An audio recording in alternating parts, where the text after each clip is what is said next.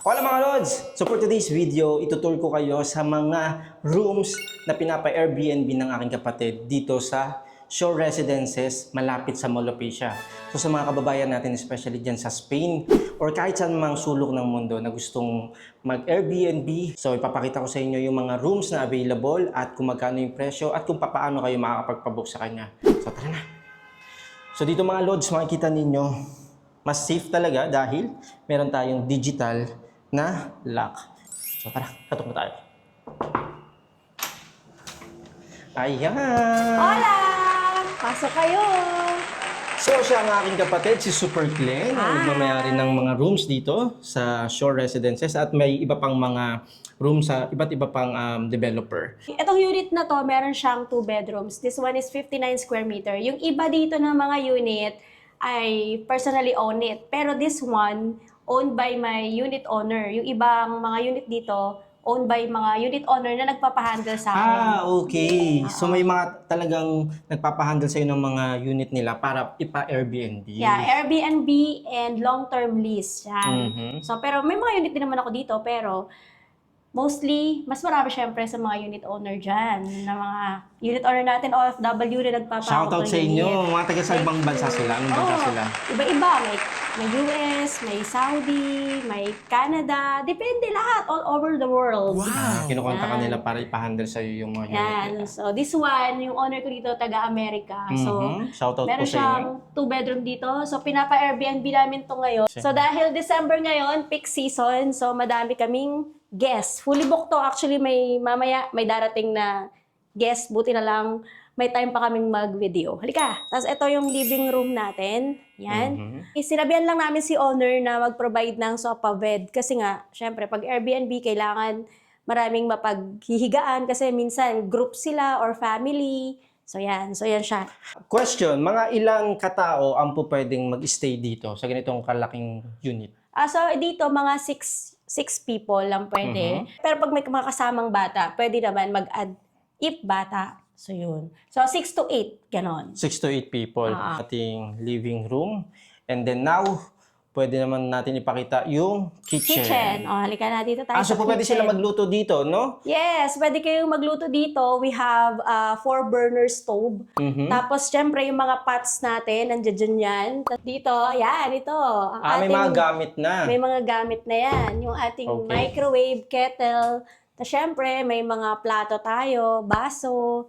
Yan, na pwede nyo gamitin. Syempre, panghugas ng plato, yan. Nandito na lahat, actually. Okay. Parang bahay na talaga, no? Yes. So pwede sila magluto. Tsaka mas tipid sila kaysa naman kain sila ng kain sa labas. Unlike pag Pwede silang nag-hotel kayo, magluto. 'di ba? Mas wala kayo dong lulutuan sa hotel. At Pero least yung mga dito, matatapang na, may mga restrictions ba? Halimbawa, may mga OFW tayo gustong makatikim ulit ng tuyo. Pwede ba sila magluto ng mga tuyo dito, mga daing? ay as much as possible, pinoprohibit namin yung mga ganon kasi nga Masyadong strong odor. nag-aamoy sa buong unit. Pero meron naman tayo exhaust, siguro in moderation. Yan. So open na natin yung exhaust, tapos open nyo na lang yung bintana para mawala lahat ng amoy. Okay. Yun. So yung unit na to, ilan yung CR, bathroom? Meron tayong bathroom na 3 dito. Dito Pakita sa may natin. yung isa yung dito sa may washing area. Ayan. So dito, pwede na sila din maglaba dito. Yes, may washing area tayo. Dito, yung washing area natin, pwede kayong mag-laundry Maglaba. dito, tapos dito na lang ihang. Pero hindi to totally dry nasa 80% lang. Na madadry. Oo, pero kung gusto nyo talaga na totally dry na, mayroon naman tayong laundry station sa baba, pwede kayo doon, yung commercial na laundry station. Nice. Marami dito. Tapos, Dito na tayo sa bedroom number 1. bedroom number 1. Papakita ko muna sa inyo yung bedroom number 1. Ayan. Ayan. So ito idea to para sa mga bata, ano? Pwede siya. Tapos may extra mattress kami dito para for additional packs. At least may matutulugan sila. So, Ano ito makikita nyo yung yung kanyang view? Kung mapapansin nyo, ang tawag dun sa ginagawa na yun? ay, yung reclaim. Reclaim na... Reclamation ba yun? Oo, pearl Oo, something. Basta meron siyang Pinapalawak nila yung pinapalawak na dyan, lupa. reclaim. Mamaya mas makikita natin yung yan. Mas view. maganda dun sa kabila. Okay, so ito yung room number 1. So Room next number tayo sa 1. room. Tapos ito, yung toilet muna. Ay, toilet. Yung toilet na, Common. common toilet na pag number 2, ito dito. Dami natin toilet dito. Kaya nga, Wow. di ba? Okay na okay. Hindi sila maghihintayan sa room sa Yes. CR dahil maraming CR. Yes, marami. Hindi kayo mag-aagawan, guys. Correct. Ah. Next. Next, dito na tayo sa master's bedroom. Tara. Okay. Oh, ito yung pinakamalaking kwarto Yes, ito yung pinakamalaking kwarto for master. for master. May Ayan. sarili din silang CR. Oo. This one, meron siyang sariling toilet and bath. Okay, so nandito na tayo sa exciting part. Yes. Magkano ang per night sa ganitong unit? So, itong per night namin, nasa 4,000 to 5,000 pesos. So, depende siya sa season. Mura. Yes. Pag Mura. anim kayo, yun yung price. Pero kapag may additional 500 pesos, kapag mag-exceed ng 6. Imagine, mga kababayan natin lalo dyan sa Spain, wala pang 100 euro. Pwede na kayong mag-stay dito para sa 8 katao. No? Yes, walong katao. Napakamura nun mga lods para sa isang gabi. At pwede rin silang gumamit ng swimming pool, no? Yes, pwede kayong gumamit ng swimming pool. Bibili lang kayo ng pool ticket. 150 pesos pag regular days. Pag holiday, 300 pesos. Yeah, mamaya, ito ipapakita ko sa inyo. Yan, lalagay ko na lang. Yung swimming pool natin. Okay, so doon na tayo sa next. Come on. Let's go. Ano? Ang kinaganda dito mga lods, kaliwat kanan, ang ganda ng view. Yes. Tsaka super yung liwanag talaga papasok dito. Ayun ang laki. Makikita nyo yung talagang pinapalaking lupa. Yung lupa na yan, gagawin din mga property ng SMDC. Oh, tama ka, Lods. At mapapansin mo, meron tayong towels dito. Siyempre, provided namin yung mga towels, toothbrush, toothpaste, soap, tsaka shampoo. Yan. So, kompleto na Okay. siya. So, ano naman, dito naman tayo sa balcony para makita nyo yung view natin. May balcony din. Yes, lahat yan sa sala and then sa masters nice. may Mas balcony. ma-enjoy ninyo yung view. Wait. Ayan. Pwede din mag-coffee sa umaga. Yan, Ideal. kapag Nice. sa umaga, pag muni-muni, ayan, titingin ka lang Correct. dyan.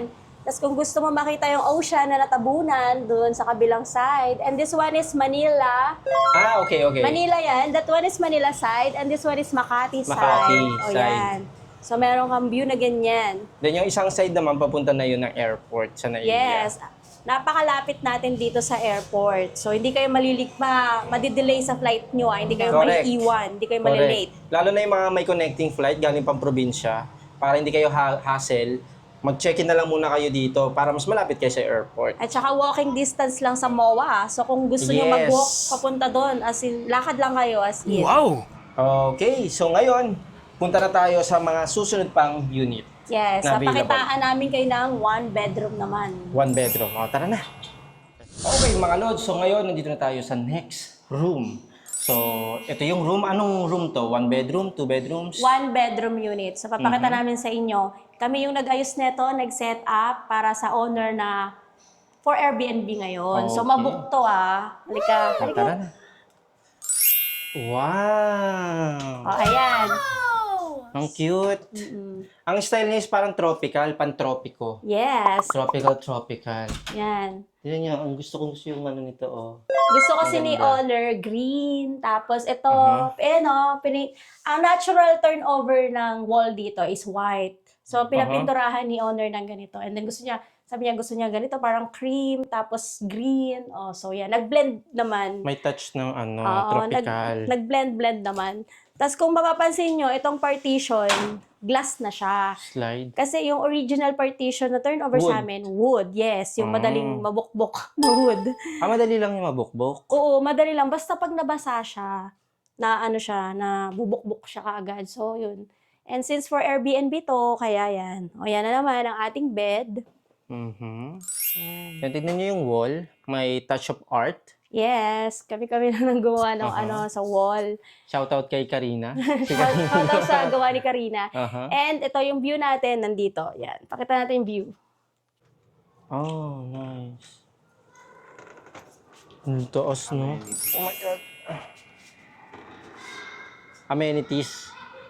Yung part na to, lahat ng view niya is yung amenities, yung swimming pool. Mag-enjoy yung mga bata dyan. So, ito mga lods, meron na rin siyang, syempre, cabinet. Lagayan nyo ng mga damit ninyo. And then, vanity area. Attached din ng Pantropico. Yes. Okay, then pwede din kayo mag-chill-chill dito. Sa mga ganitong klaseng room, ilang katao ang pwede mag-stay dito? Maximum na 4. Apat Minimum lang. 2 couple. Tapos maximum 4. Kaya maximum siya ng 4. Meron tayo ditong pull-out na sofa bed. Pull-out to. So, magkakasya pa yung 2 dito. And then 2 sa bed, 2 dito. So maximum of 4. Paano halimbawa 5 sila? 5 sila, kung maliit naman, kung bata naman, siguro we can consider, and then yun. But adult, hindi na po pwede. Yung adult, kasi hindi sila magkakasya dito. So, maybe we can provide na lang na extra single mattress or what. So, let's see. Then may single may extra pay yun. Oo, meron pa rin May extra extra pay. So yung ganitong 1 bedroom, nakasya ang maximum 4, magkano to per night? So, starting price is 2,500 per night up to 3,500. Nagbabago yung presyo depende sa Yes. sitwasyon or sa peak season. Yes. Halimbawa, usually yan kapag may mga concert sa mall location, maraming gusto mag-Airbnb, di ba? Yes, fully book kami pagka may mga concert. Yeah. Then, katulad din ngayon, holidays, Christmas, New Year, medyo tumataas yung presyo niya. Yes, may booking din dito later. So, naunahan lang namin yung booker na So, mag-book. tingnan nyo, mayroon na talagang nakabook dito. Oo. Buti nakapag-vlog kami muna. Super Kleng, sa mga gusto magpabook, lalo na yung mga kababayan natin dyan sa Spain, marami tayong dyan mga suki. Saan kanila po pwedeng makontak? Ayan po, sa mga gustong mag-book, i-contactin niyo lang po ako sa aking personal page na ipopost dito. Tapos po, sa Ito yan. aking Lagyan pwede sa natin business page.